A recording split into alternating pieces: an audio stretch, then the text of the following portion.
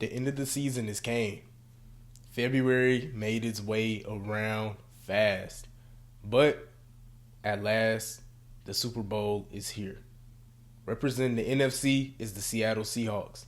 Representing the AFC is the New England Patriots. Today, I'll be here talking about the Super Bowl, my predictions, who I think is going to win, and much more. Let's get into it.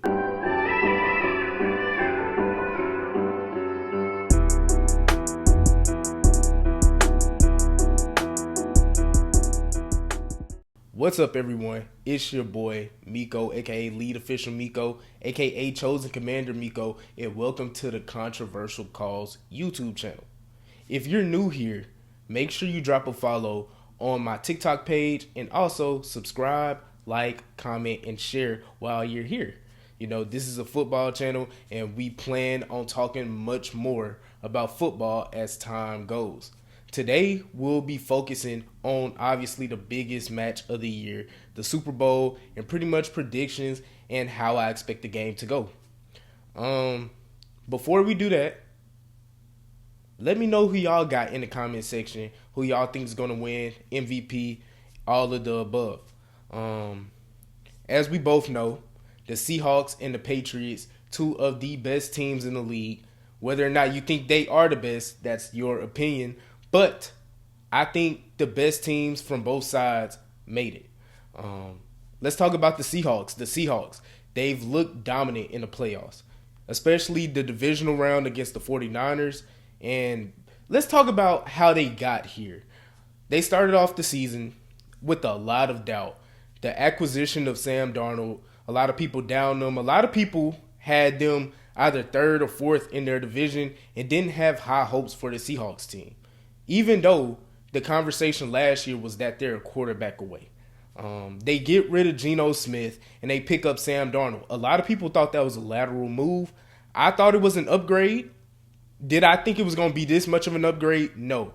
But when you look at the grand scheme of things, the way the defense is played, the run game, and what Sam Darnold has brung as far as explosive plays and the emergence of Jackson Smith-Njigba, the Super Bowl, as we see now, was very much in their path. This is a team that a lot of people did not have high hopes on, but early in the season, you could tell that they were legit. Especially, like I said, with the emergence of Jackson Smith-Njigba and the 1-2 punch of Zach Charbonnet and Kenneth Walker. Also, Cooper Kupp. Not the same Cooper Kupp, but he was doing this thing as the number 2 receiver. A.J. Barner having a really good season. And this defense being amongst the best in the league. This team has what it takes to win it all. And huge props, before I go even further, huge props go out to Sam Darnold. He's came in, he's riding the ship. A lot of concern about him after his stint in Minnesota, especially the playoff game against the Rams. And, he came in, he proved a lot of haters wrong. He grew as the season went. And without him, they probably aren't in the Super Bowl right now. On the flip side of things, let's talk about the New England Patriots. Mike Vrabel. This is his second stint, yet his first year in New England. Second year quarterback Drake Maye. A lot of people did not expect this out of the Patriots this year. They expected the Patriots to have a lot of potential, but not Super Bowl potential in the first year of the Mike Vrabel era. Yet, that's where they are. The emergence of Drake Maye, going from starting, he was on the bench last year. He wasn't even the starting quarterback last year. He took the starting role midway through the season. Towards the end of the season, he came in and he emerged himself into MVP talks as the season went. Huge jump from Drake Maye. Without the jump from Drake Maye, they aren't in this position. Also, they brought in key veterans, Milton Williams, Carlton Davis, Stephon Diggs. Those guys played a big role in helping the Patriots get to where they are now. Also, Travion Henderson. He didn't get a lot of opportunities early in the season, but as the season went and he got more opportunities, he made the most of his opportunities. So that's going to be exciting to see as the future goes. The backfield of Drake May and Travion Henderson.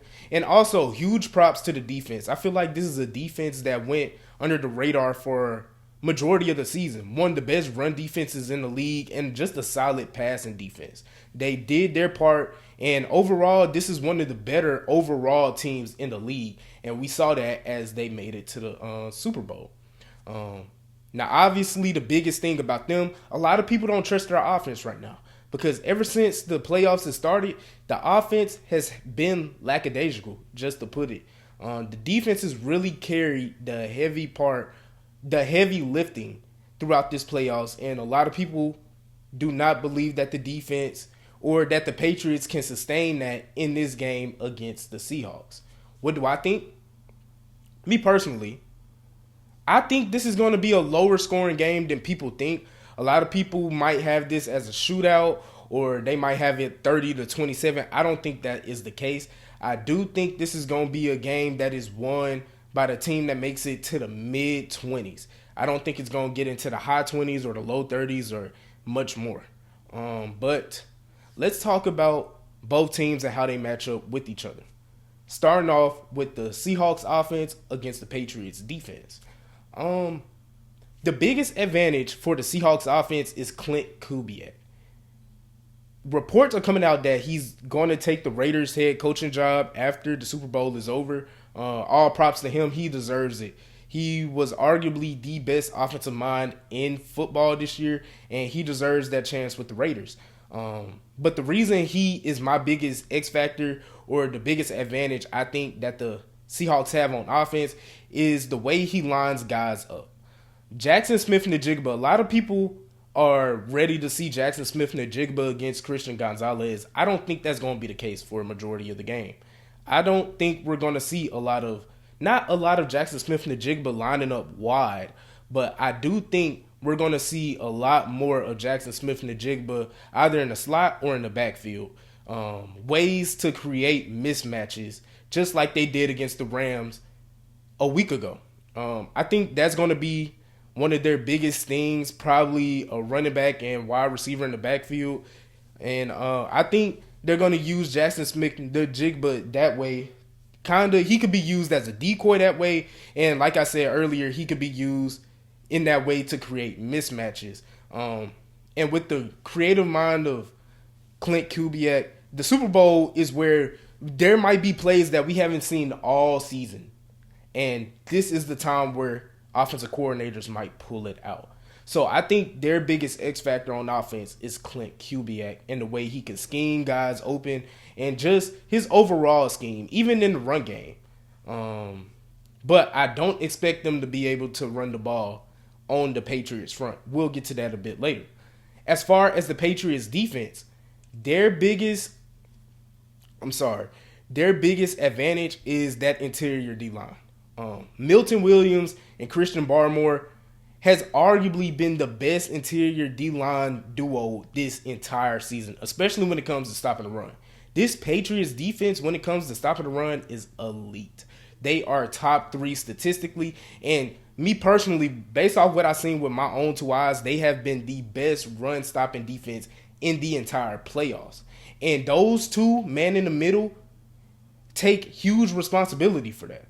They are stagnant. They are stalwarts. You cannot move those guys, and they instead will move you. So their biggest advantage to me is their interior D-line, especially against a quarterback such as Sam Darnold. When a quarterback is immobile and you know that he doesn't plan on taking off, or he's probably taking off once or twice at most in the game, the best way to affect that quarterback is by getting pressure right up the A and B gap. When you do that, the quarterback can't see down the field because that blocks his vision.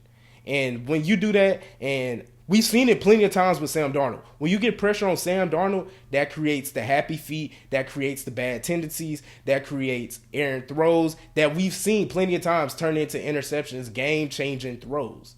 So I think that's their biggest advantage on defense.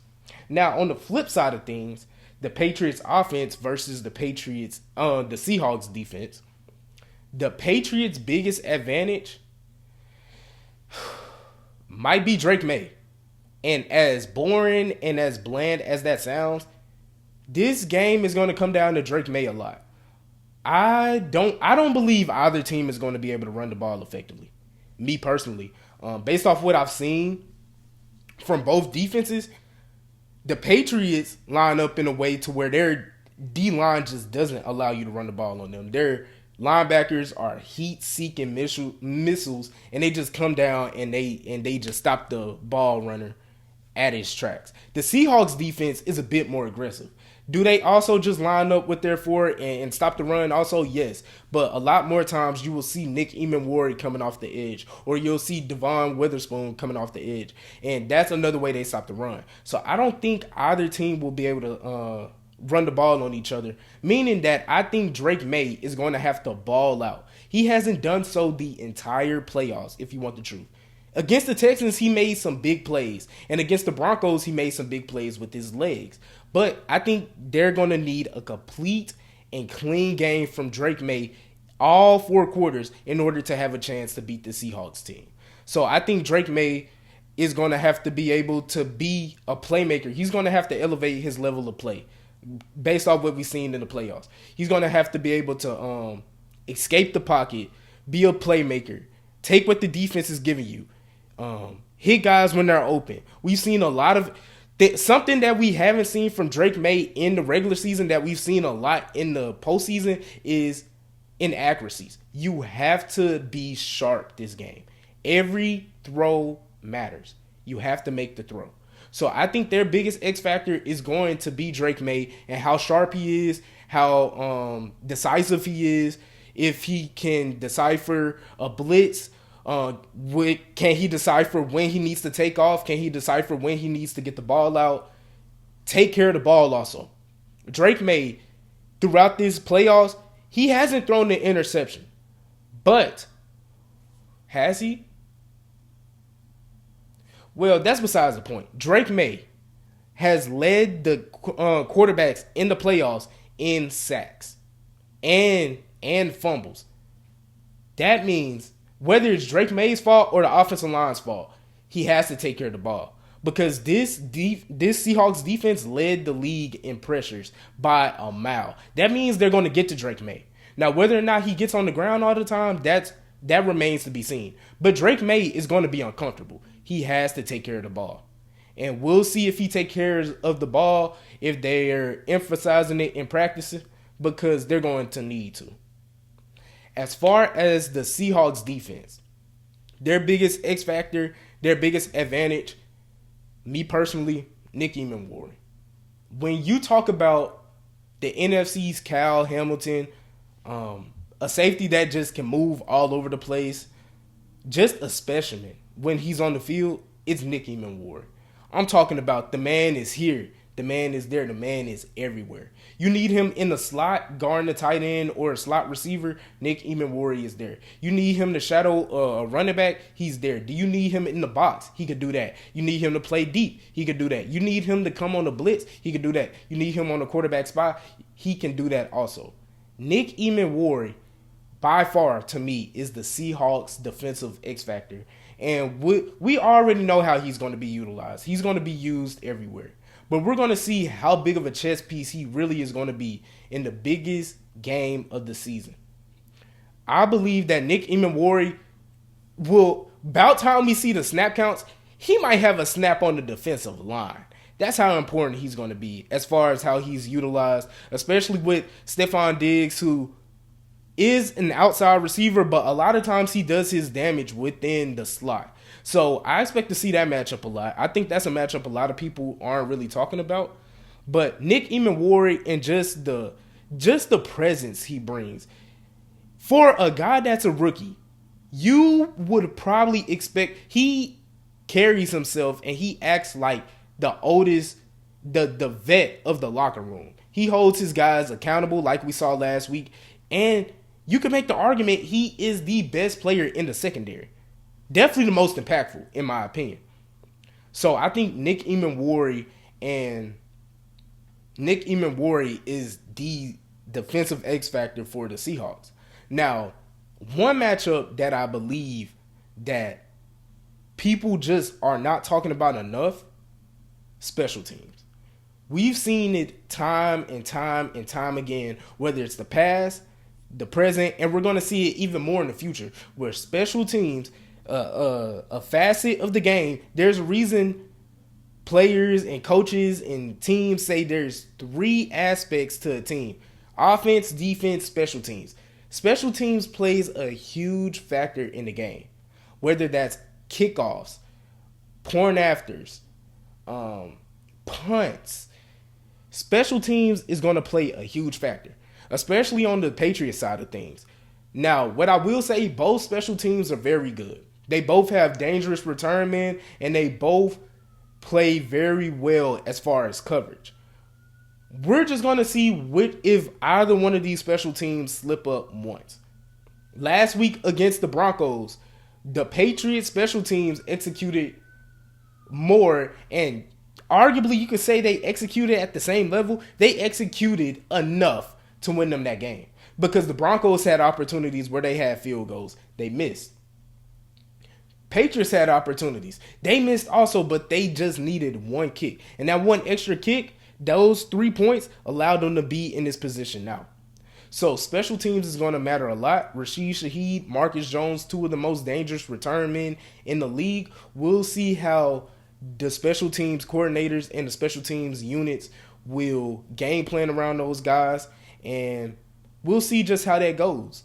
But now for the fun part, my prediction. Who do I think is going to win between the Seattle Seahawks and the New England Patriots? Me personally, I have the Seattle Seahawks pulling it out 24-21. Like I said, I think it's going to be a close game. A lot of people are having the Patriots get blown out. I don't think that's the case. I don't think that's the case. Now, if the Patriots aren't on their P's and Q's, they're turning the ball over left and right. They're not executing plays. Drake Maye is inaccurate. Travion Henderson and Ramondre Stevenson aren't hitting their gaps. The defense is playing. They're not playing. They're not playing smart. They're not keying in on certain guys. Then this could get ugly, and vice versa for the Seahawks. But I think both teams are going to come out well coached. I think this is going to be a physical game. I think we're going to get a very good part 2 of the Seahawks and Patriots in the Super Bowl, and I think the Seahawks pulled this one out. Will we get a trilogy? I don't know. If it comes out good, hopefully. But I do have the Seahawks winning. My Super Bowl MVP, I think either Sam Darnold or JSN. If I have to say one, it's such a tough decision, because obviously JSN's performance is dependent on Sam Darnold. But like we saw about 5 years ago, a receiver can win Super Bowl MVP. Matter of fact, his teammate Cooper Kupp won Super Bowl MVP. So it's possible. You know what? I'm going to do it. I'm going to say, Sam Darnold wins Super Bowl MVP. I think Sam Darnold goes out and has a good game. I don't think it's going to be nothing extraordinary, nothing historic. But I think it's going to be good enough to win. I think we might see something like 23 for 30, probably 247 yards, 2 touchdowns, a possible interception. I think both teams are susceptible to turnovers in this game. But I think Sam Darnold and the Seahawks pulled this game out. They conclude their season, a fairy tale season with the fairy tale ending with the Super Bowl. And we'll see if they can repeat it next year. But that's my opinion. Those are my predictions. Let me know who you have. What do you expect to see in this game? And like I said, if you're new, subscribe, like, comment, share. Also, go follow my TikTok. I think that's about it. Besides that, y'all have a good one. Let me know who you got. And I'm out.